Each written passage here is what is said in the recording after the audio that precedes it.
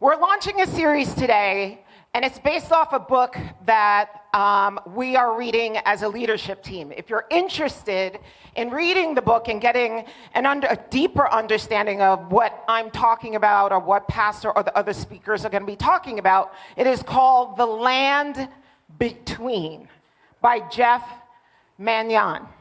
The Land Between. And this is a series that we're going to be going through over the next few weeks.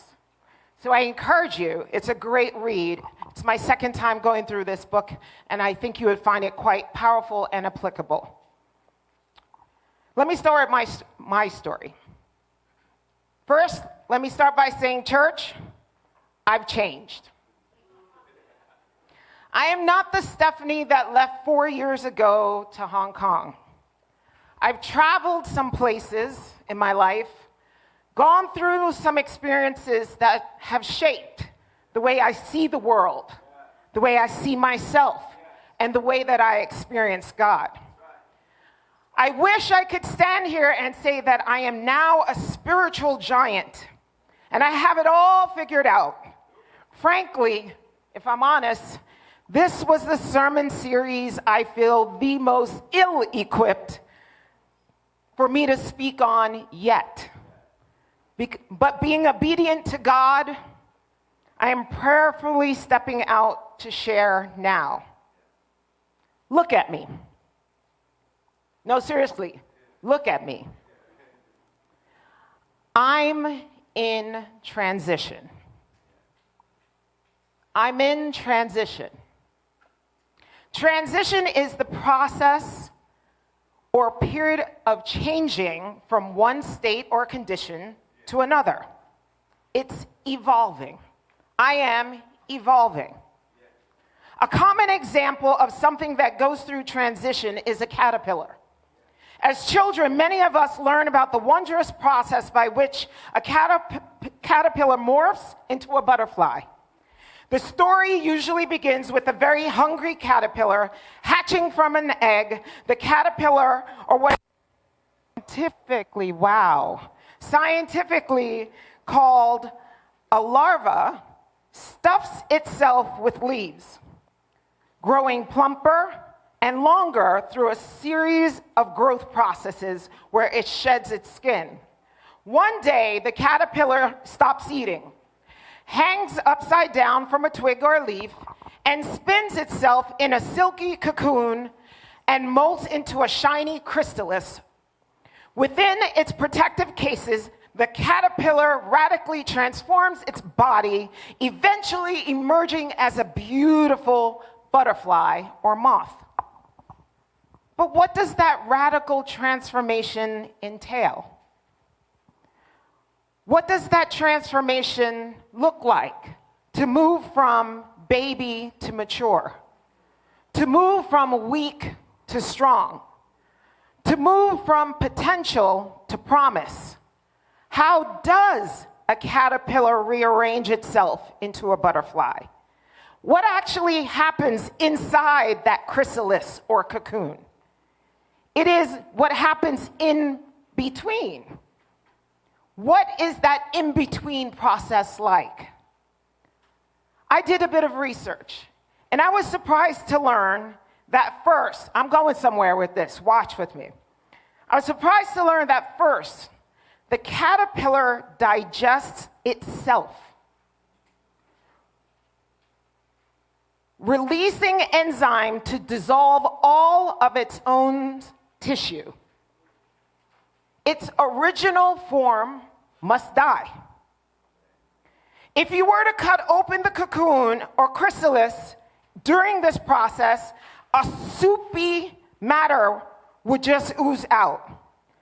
But the contents of and it's called pupa, are not entirely amorphous or just arbitrary.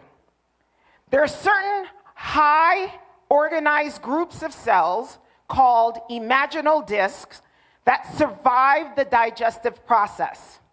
You see, before the hatching, when a caterpillar is still developing inside the egg, it grows these discs for each of the adult body part that it needs. Lesson: what you need for the next phase is already inside the caterpillar. It will need to mature and to become a butterfly or moth. The disc will form its eyes, wings, legs, and so on. In some species, these discs remain dormant through the caterpillar's life. In other species, the disc takes shape in the adult body part before the caterpillar becomes a cocoon. The caterpillar walks around with tiny rudimentary wings tucked already inside its body, though you would never know it by looking at it. The promise was already inside the caterpillar.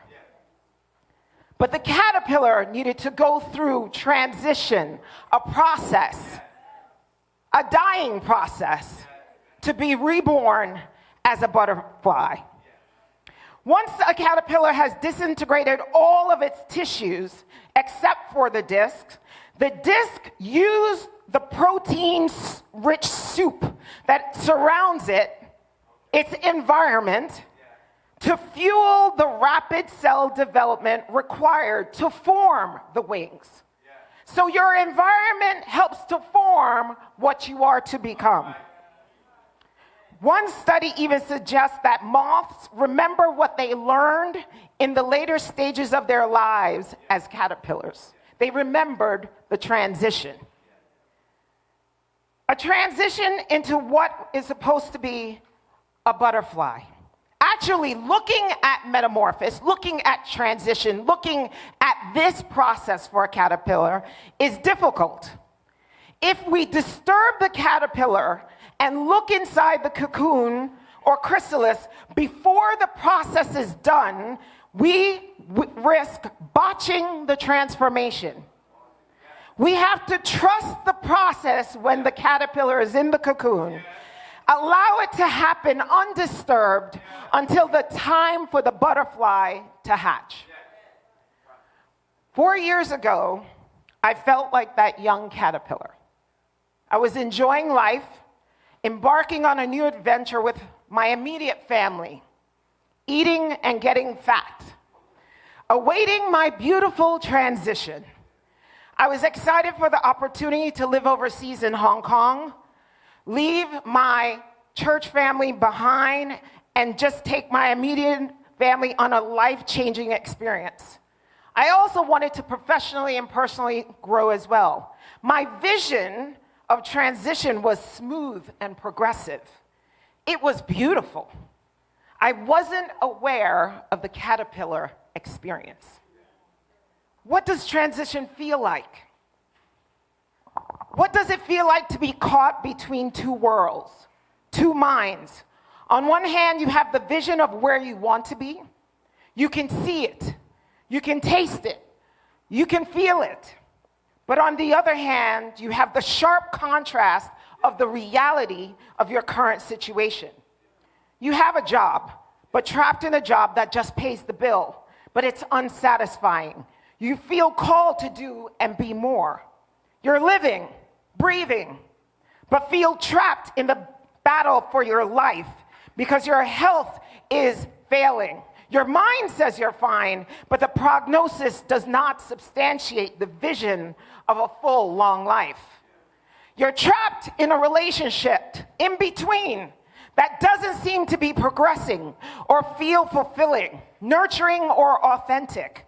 Can you really be happy and genuinely loved?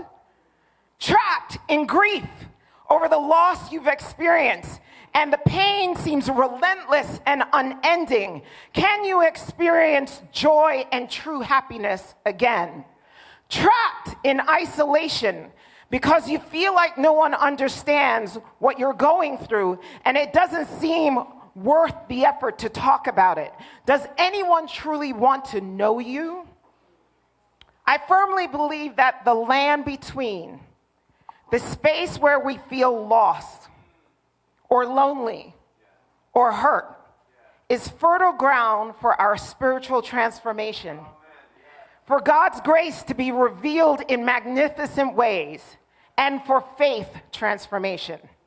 However, the land between is also the space where we can grow resentful, bitter, and caustic if our responses are unguarded. The wilderness where faith can thrive is also the very desert where it can dry and die up if we're not watchful. What is the land between?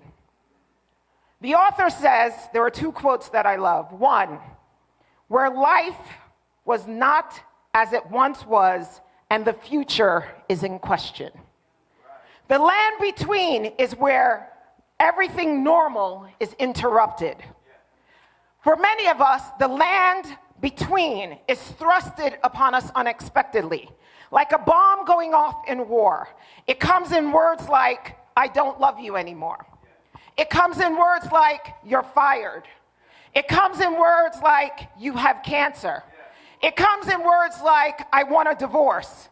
It comes in words like, this is the police. It comes in words like, Mom, Dad, I'm pregnant.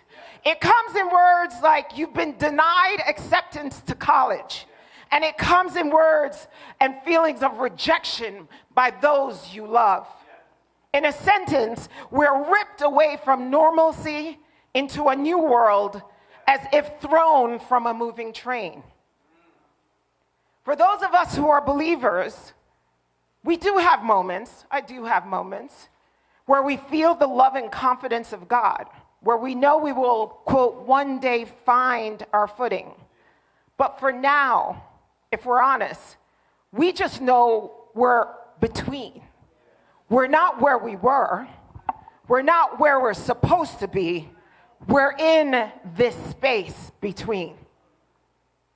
The big idea I want you to have today is our response to God while in the land between is what will determine our journey through the desert, whether it will result in a deep, positive growth or spiritual decline. The narrative in the Bible where we're most clearly seeing this dynamic played out as being in between is played out in the desert wanderings of the Israelites. They were in captivity for 400 years in Israel. We find that out in Exodus 12, verse 40. Moses, called and led by God, secured their freedom. And in the book of Numbers, we meet them wandering in the wilderness on their way to the promised land, Canaan. And they couldn't get to the promised land for 40 years. Why? God had a plan. You see, there's a plan and a purpose for the in-between. You see, in the desert, it is where they will receive the 10 Commandments, the core of their covenant with God. The in-between place is where they will also, where a portable worship tent, the tabernacle, will be built. That represents the presence of God and a relationship with God. So in the desert, in that in-between place, they were going to get covenant. They were going to develop relationship. Because the desert was not intended to be their final destination, but rather a necessary middle space where they would be formed as a people in their connection to God. Our in-between is to form a connection with God. The desert is where they will ultimately be transformed from people of slavery to the people of God. So when we talk about the people of Israel today, we talk about they're the chosen people. We don't talk about their transition because the transition developed in them the promise to where now they are known as the people of God. But as the Israelites moved from the lush, fertile home of Egypt, where they were tortured, they passed through the wilderness. They're stuck in the middle, the desert, the undesired space, looking for the more desirable space. This middle space, the land between, will serve as a metaphor for the undesired transitions that we too experience in life. The desert experience is intended to shape, mold, and refine us into a community of trusting, faithful, visionary people. 62 miles, so close yet so far. Through the events of the Exodus and the wilderness journey, God manifested himself to them. If you read through the book of Numbers, you see God as the director of their path, leading them cloud by day, fire by night. God was their provider. He miraculously provided water in the desert daily and also provided food, a substance called manna. This is where I'm coming. Manna is, they say it like coriander seeds, like almost flakes. I've never seen it, but that's how it's described. Scripture actually says that, right? And manna, verse 7 tells you what it looks like. It looks like small coriander seeds, and I'm using New Living Translation. It is pale yellow like a gum resin. The people will go out, gather it from the ground, make flour by grinding it with their hands in mills, pounding it into mortars. Then they would boil it in a pot and make it into flat cakes. These cakes tasted like pastries baked with olive oil. The manna came down on the camp with the dew during the night. But manna in Hebrew means, what is this? The people call God's provision, what is this? Remember, God the provider, giving them water, giving them substance to eat as they were in the land between heading to promise. They called the provision, what is it? They questioned God's provision. And here we find also manna started on the 16th day of the second month of when they departed Egypt. And they ate manna all day, every day, for 40 years until they reached the borders of Canaan. The interesting thing about manna, it only lasts for one day. Other than on the sixth day, it lasted for 2 days because the seventh day was a holy day and they needed to rest. In Numbers 11, verses 4 to 6, this is where I'm focused. It reaches a crescendo. They are sick of it. They've had enough.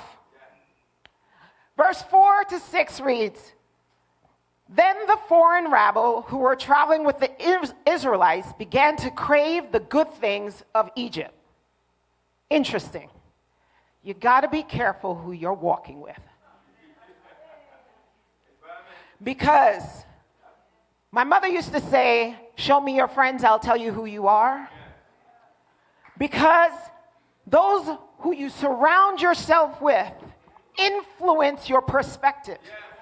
Instead of seeing that they were on the path to promise, they began to crave the good things of Egypt.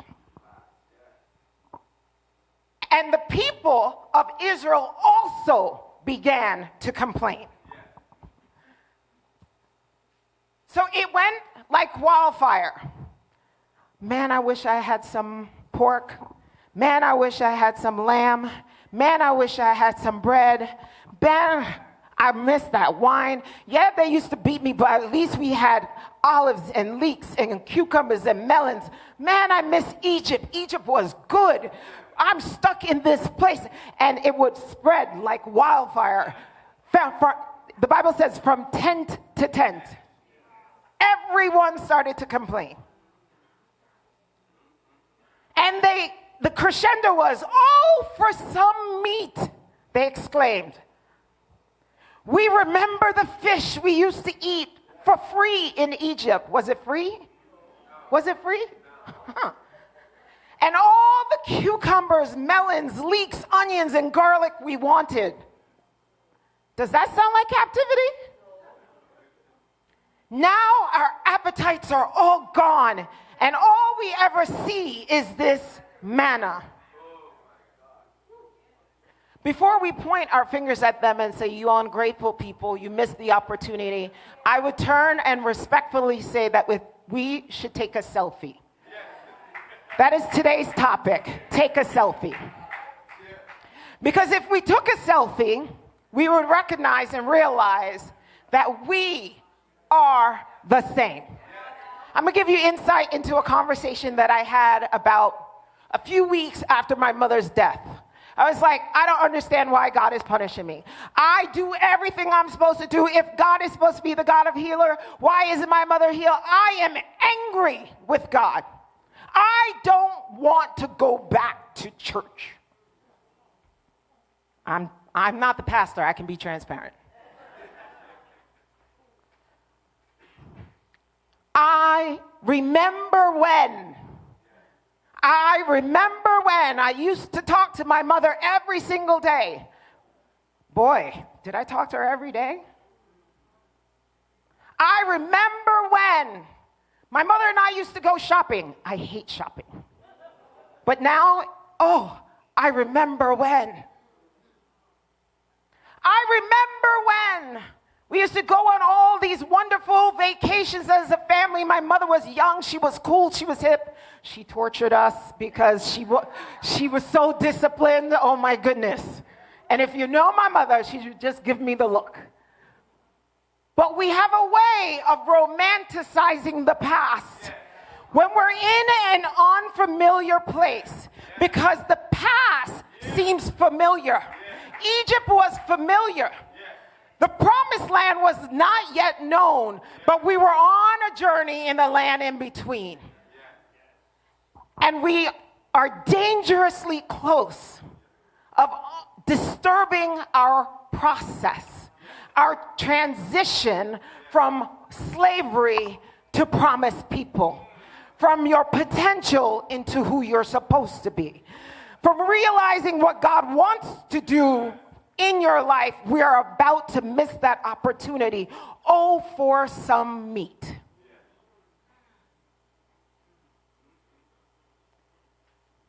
As you journey through the land in between, what is wearing you out? For them, it was manna. For some people, it's going to that job every day. Being in that unhappy relationship every day. Feeling unsettled that God is not moving on the prayer requests of your heart. Feeling stuck financially. You tithe, you pray, you give, you do, and nothing seems to be working. 62 miles, so close, but yet so far. You know on the other side is blessing, but it feels almost impossible to get to because you're in the land in between. And we're dangerously close to becoming caustic, bitter, and resentful and angry because our perspective is wrong. Consider the frustrated complaints spreading tent to tent. We're sick of this. We're guilty of being the same as the Israelites, complaining against God, ignoring the provisions He's provided, unaware that the process of transition is to turn us into what we are not yet. Through the story of the Israelites, we learn the wilderness was a land of miraculous provision. For us to realize this provision, it would be the highest life we could attain to. Because every morning, Israel woke up to a miracle. They saw manna on the ground. They saw the pillar of cloud and fire direction. Their clothes did not wear out. They got water from a rock. This sounds like the most spiritual kind of life. However, they missed the lesson and the ways that God wanted to reveal Himself to them. You know why it took 40 years? God wanted to develop an intimate relationship with them. It took them 40 years to trust the process. It took 40 years because God wanted them to understand his character as provider, loving, Alpha, Omega, beginning and end of all of their needs. He wanted to be their all in all. It took 40 years because he wanted them to witness his power and to be everything they needed. He wanted them to develop trust, love, and faith in him. But all they held were memories of the past. They idolized Egypt. The place of captivity versus appreciating that they were heading to a place of promise. Even though the journey was not what they planned or easy, they forgot that God freed them. Let's start at the basics. We have the opportunity for salvation. We have been freed. We sit, we gripe, but we miss the most fundamental gift from God, our freedom to choose this day who we will serve. We miss the lessons of the in-between about how God is providing for us. I've never seen the righteous forsaken or his seed begging bread. He seems to provide on time. Life may not be perfect, but we're on the journey. He was developing them. He was leading them. Next big idea. In this period, what we're wrestling with is truly being authentic versus being angry with God. There is place to say, God, I'm tired. God, I don't know where you're taking me, but God, I'll follow. There is space to question God. I can say that. I believe that. There is space to ask God, what does this mean? But it requires us to pause and listen, or to be observant around how God is moving, because God is always revealing himself in the journey. We are wrestling with being authentic with how we feel. We think, we've spiritualized the story sometime, and we condemn the Israelites that they should have faith. They should know that God can move mountains, and we become insensitive to our own human nature that we ourselves question. Our relationship is fertile ground for some beautiful lessons if we're willing to trust, walk, believe in God, that God is God in captivity, God is God in the desert, and God is God of the promise. Take a selfie. I want to show you a picture. Not quite a selfie, but I use this as an indicator. Not that one. Yes, that one. 2010. The girl on the left, I have to turn, make sure I'm doing it your way. That's me. The girl on the right, 2-3 years later, that's me. The girl in front of you is still me. The reason why I want to show you this, that process was hard. I ended up in the hospital. I had to go to the gym 7 days a week, and it hurt. Being 360 pounds is not easy.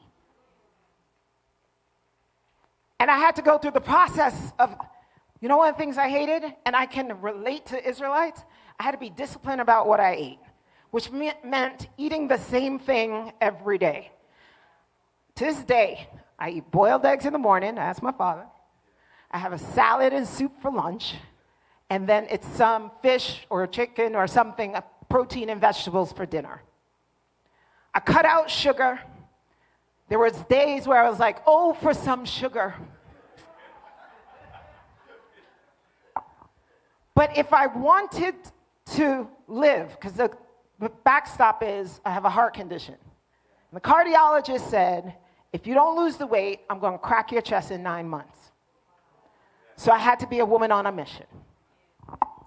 In order to live the promise of a full life for my children, for my husband, to reach my own personal goals and objectives, I had to go through the process. The process felt like it would last forever and it would never end. But that was 2010. This is 2020. I don't remember the process because I'm living the promise. But I had to go through. Any mothers in the house? If you have children, you remember the process of giving birth. But now we fantasize it. Oh, I went to the doctor, I was in labor, and I just pushed, and out came the baby. Let me tell you a story about me. I remember I picked up my doctor and shook him and said, "You lied to me. You lied to me." I remember. I have scars because I was with Kay. And when the pain hit her, she dug her nails in, and all I could do was just breathe, just breathe. And I'm bleeding through my hand, the pain, the process. But after the process came a beautiful baby.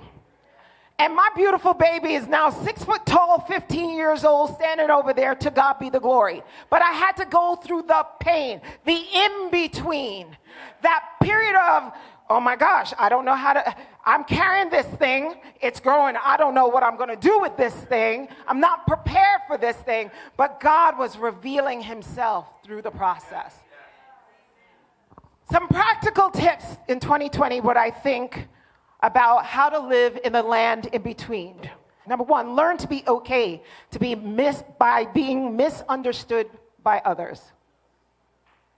There are going to be some people who are going to be complaining, who said you should be angry because all you have is manna.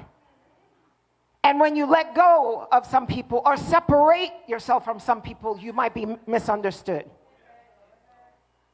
In transition, we have to learn to do things because we want to do it, not because we're just trying to please others. Let go, this one is ouch for me. Let go of the need to manage others, people's perception of you. 4, stop doing things that are not in alignment with who you truly are, who God called you to be. There's some of us, we live by the Joneses or by, the Smiths, whoever, all because we're just trying to do things that are outside the alignment of who we are. Sometimes we act, put on airs. They're not truly who we are. Do things that you envision your future self would do. You have to have the vision of the promise. And don't try to waste time convincing people of what your true intentions are. You're on a journey, keep it moving. You're on a journey, keep it moving. God is the God through the transition, and will be there with you until the promise is fulfilled. I want to play this closing song for you because I believe it wraps up in the best way I could, a prayer for us. That we need, when we take that selfie and we look at ourselves, we need a refresh, restart, reframe our current situation, and see it through God's eyes. It's a song that's really a prayer that confesses that we are not where we should be. It's a prayer to request help from the big, gracious God that has been standing with us all along and providing provision. It's a prayer of faith, declaring trust in a process in between. A promise that we will walk through into our promise.